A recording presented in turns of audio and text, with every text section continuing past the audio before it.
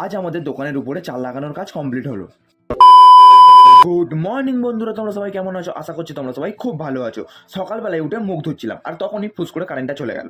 আর আমাদের ইনভার্টারটাও প্রবলেম করছিল, তাই মা লাইট নিয়ে দাঁড়িয়েছিল। তারপর আমি হাঁটতে চলে গেছিলাম পিটচট কিনতে। পিটচটটা কিনতে গেছিলাম আমাদের এই নতুন দোকানের সামনে এই চালে লাগানোর জন্য। তারপর ঘরে ওটা রেখে দিয়ে চলে গেছিলাম আমাদের দোকানের পাশে একটি দোকানে টিফিন করতে।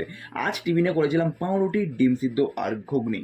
দোকানের উপরে আজ চাল লাগানো হবে, তার জন্যই কাজ চলছিল। আর আগুনের এটা দেখার পর আমার চোখ তো ডিজে লাইট হয়ে গেছিল।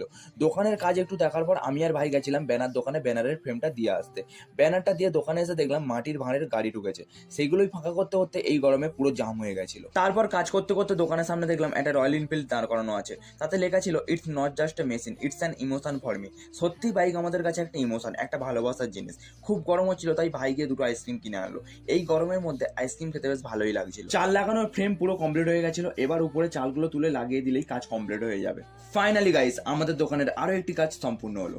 চাল লাগানো কমপ্লিট হয়ে গেল আর দোকানের সামনে শাটারটাও কিছুদিন পরে এসে লাগিয়ে দিয়ে যাবে।